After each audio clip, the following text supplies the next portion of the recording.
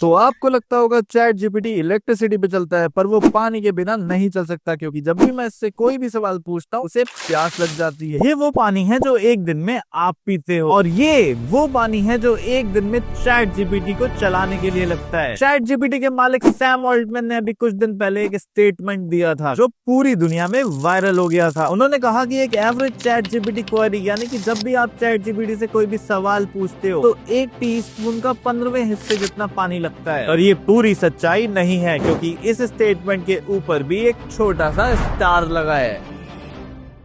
Sam Altman ने तो कह दिया कि एआई यूज करने में बहुत कम पानी लगता है, पर जब रिसर्चर्स और साइंटिस्ट ने इस पर रिसर्च करी तो एक बिल्कुल अलग तस्वीर सामने आई। कुछ स्टडीज तो इतने शॉकिंग थे कि आपको जान के यकीन ही नहीं होगा। आपको पता है कि एक सिंगल एआई क्वेरी जो हमें लगता है कि सिर्फ इंटरनेट पे टाइप किया और जवाब आ गया, वो एक आधे लीटर की पानी की बोतल यूज कर सकती है। हाँ, आपने सही सुना, आधे लीटर की पानी की बोतल। अब सोचो, कहाँ सैम ऑल्टमैन का 1/15 टीस्पून का क्लेम और कहाँ आधे लीटर की पानी की बोतल। ये फिगर यूसी रिवरसाइड के साहोलिया रेन और उनकी टीम ने निकाला है। उनकी रिसर्च के मुताबिक हर 10 से 50 प्रॉम्प्ट के लिए एआई सिस्टम्स लगभग 500 मिलीलीटर से ज्यादा पानी कंज्यूम करते हैं। और ये फिगर तब के हैं जब जीपीटी 5.2 जैसे एडवांस मॉडल इतने वाइड स्प्रेड नहीं थे। और अब तो एआई मॉडल और भी कॉम्प्लेक्स और बड़े हो गए हैं, तो उनका वाटर कंजम्पशन कहां से कहां पहुंच गया है। और ये तो सिर्फ एक एआई मॉडल की एक क्वेरी की बात है। अगर हम पूरे एआई इकोसिस्टम की बात करें तो नंबर बहुत एस्ट्रोनॉमिकल हो जाता है। 2025 के एक एस्टिमेट के हिसाब से ग्लोबल लेवल पर एआई मॉडल्स 312 से लेकर 764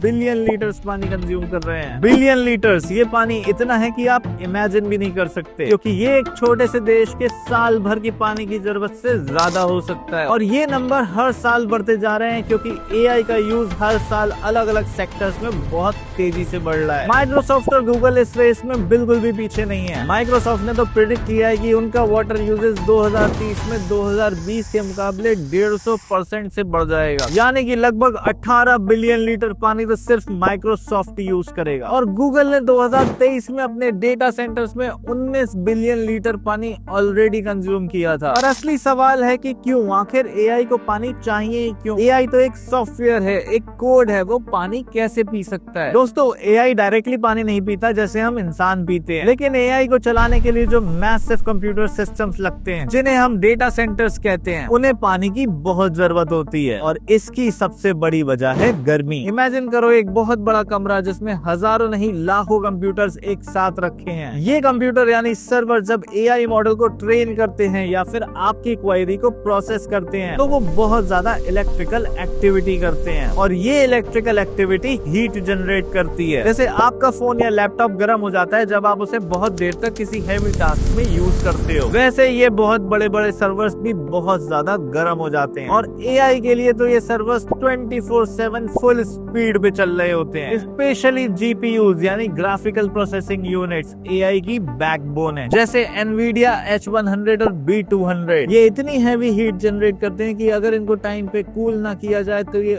ओवर हीट होके डैमेज हो जाएंगे। तो इस गर्मी को कंट्रोल करना बहुत जरूरी है, और यहीं पे एंट्री होती है पानी की। लेकिन ये गर्मी इतनी ज्यादा क्यों होती है? क्या सर्वर को ठंडा रखने के लिए कोई और तरीका नहीं है? दोस्तों, जब इलेक्ट्रिसिटी किसी भी इलेक्ट्रॉनिक कंपोनेंट से गुजरती है तो रेजिस्टेंस की वजह से वहाँ पे एनर्जी लॉस होता है, और यही एनर्जी हीट की फॉर्म में कन्वर्ट होके बाहर निकलती है। जितनी ज्यादा इलेक्ट्रिसिटी उतनी ज्यादा प्रोसेसिंग और उतना ज्यादा heat loss. Modern AI chips, जैसे कि हमने पहले बात करी जीपीयूज, ये इतने पावरफुल होते हैं कि वो एक छोटे से एरिया में बहुत ज्यादा हीट कॉन्सेंट्रेट कर देते हैं। इमेजिन करो एक छोटा सा बॉक्स जिसमें हजारों छोटे छोटे हीटर्स चल रहे हैं, वो बॉक्स कितना गर्म हो जाएगा। बिल्कुल वैसा ही हाल इन सर्वर्स का होता है। और ये हीट सिर्फ सर्वर्स को डैमेज नहीं करती, बल्कि उनकी एफिशिएंसी को भी कम करती है। जब कंपोनेंट्स गर्म होते हैं तो वो स्लो हो जाते हैं और उनकी रिलायबिलिटी कम हो जाती है। इसलिए डेटा सेंटर्स को एक ऑप्टिमल टेम्परेचर मेंटेन करना बहुत जरूरी है, क्योंकि अगर टेम्परेचर मेंटेन नहीं हो पाया तो डेटा सेंटर्स क्रैश हो सकते हैं या फिर उनका लाइफ स्पैन बहुत कम हो जाएगा। तो इस गर्मी से लड़ने के लिए इंजीनियर्स ने बहुत सारे तरीके निकाले, और उसमें से सबसे इफेक्टिव तरीका है लिक्विड कूलिंग का। आपने शायद अपने गेम गेमिंग पीसीज में लिक्विड कूलिंग देखा होगा, पर डेटा सेंटर्स में ये बहुत बड़े स्केल पे होता है। लिक्विड कूलिंग जैसा नाम से ही पता चल रहा है, लिक्विड का यूज करके हीट को एब्जॉर्ब करना और खत्म करना। एयर कूलिंग के मुकाबले लिक्विड की थर्मल प्रॉपर्टीज बहुत बेटर होती हैं, यानी लिक्विड हवा से ज्यादा हीट ऑब्जॉर्ब कर सकता है और उसे दूर ले जा सकता है। और डेटा सेंटर्स में लिक्विड कूलिंग बहुत सारे तरीकों से होती है। एक होती है डायरेक्ट टू चिप कूलिंग, इसमें स्पेशल कूलेंट या पानी को डायरेक्टली सर्वर के सबसे गर्म एरिया में पहुंचाया जाता है। ये लिक्विड एक स्पेशल कोल्ड प्लेट के ऊपर से गुजरता है जो सीपीयू के ऊपर डायरेक्टली लगी होती है, और जैसे जैसे ये लिक्विड गुजरता है वो हीट को एब्जॉर्ब करता रहता है। फिर ये गर्म लिक्विड एक रेडिएटर तक जाता है जहाँ वो ठंडा होता है और वापस सर्वर में पंप कर दिया जाता है। ये एक क्लोज लूप सिस्टम है जिसमें पानी रिसाइकिल होता रहता है। और दूसरी होती है इवेपोरेशन कूलिंग। ये सबसे कॉमन और पुराना तरीका है। इसमें पानी को इवेपोरेट करके हवा को ठंडा किया जाता है और फिर उस ठंडी हवा को डेटा सेंटर्स में सर्कुलेट किया जाता है। ये मेथड सस्ता होता है पर इसमें ज्यादा पानी इवेपोरेट होता है, जो कि वाटर कंजम्पशन का एक बहुत बड़ा रीजन है। जब बड़ी बड़ी टेक कंपनीज अपने डेटा सेंटर्स को बनाती हैं, तो उन्हें बहुत सारी चीजों की जरूरत पड़ती है, जमीन, इलेक्ट्रिसिटी और हाँ पानी। और जब ये डेटा सेंटर्स ऐसे इलाके में बनाए जाते हैं जहाँ ऑलरेडी पानी की कमी हो, तो लोगों का गुस्सा फूटना स्वाभाविक होता है। पूरी दुनिया में एआई के पानी के यूज को लेके बहुत ज्यादा प्रोटेस्ट हुए हैं और ये दिखाता है कि ये इशू कितना सीरियस है। एक बहुत ही प्रोमिनेंट एग्जांपल है यूरुग्वे का। 2023 में यूरुग्वे जब अपने 70 साल के सबसे बड़े सूखे से गुजर रहा था, अब गूगल ने वहाँ एक नया डेटा सेंटर बनाने का एक प्रपोजल रखा। लोगों ने इसका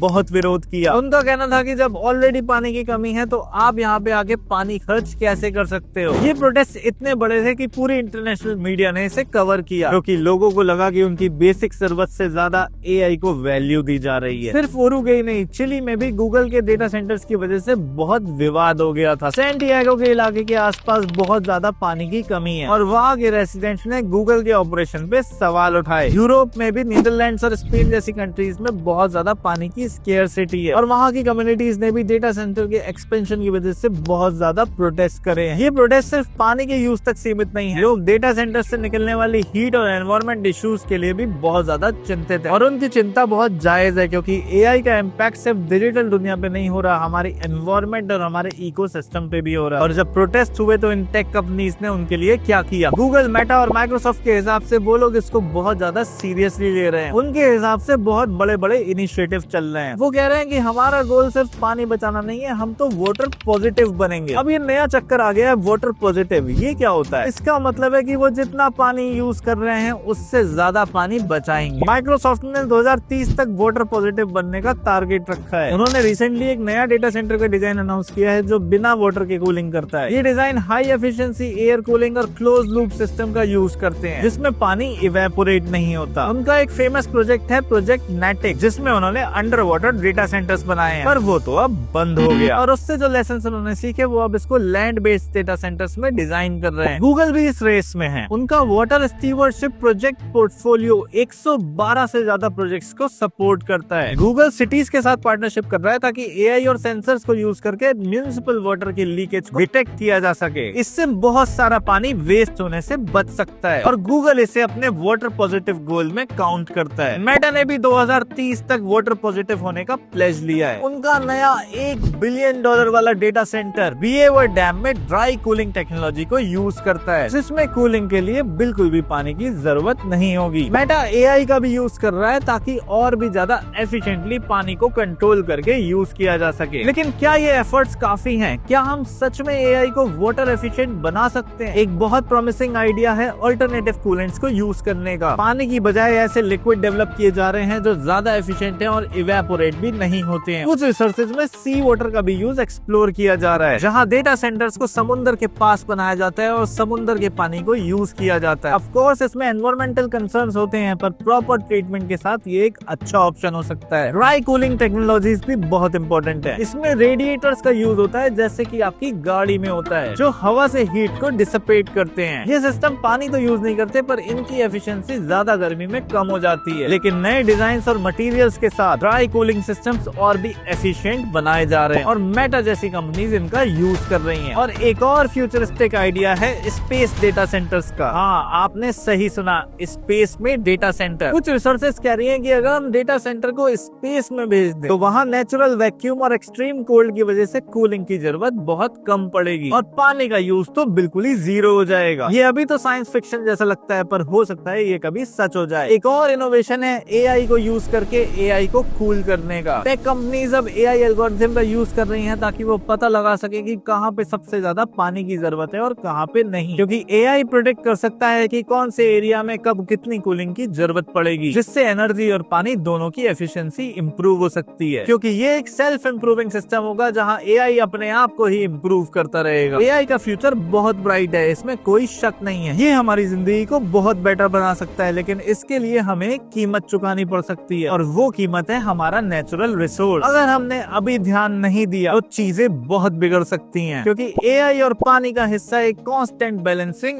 एक्ट है। क्या हम ये बैलेंस बना पाएंगे, ये सवाल आज भी खड़ा है। और एक और सवाल है जो मुझे बहुत ज्यादा परेशान करता है, क्या ये वाटर पॉजिटिव वाली कहानी सच में एक सस्टेनेबिलिटी है या स्मार्ट पीआर स्ट्रेटजी? क्योंकि एआई सेल्फ इंप्रूविंग है, डेटा सेंटर सेल्फ ऑप्टिमाइजिंग है, प्रॉफिट सेल्फ इंक्रीजिंग है, बस एक चीज सेल्फ रिन्यूइंग नहीं है।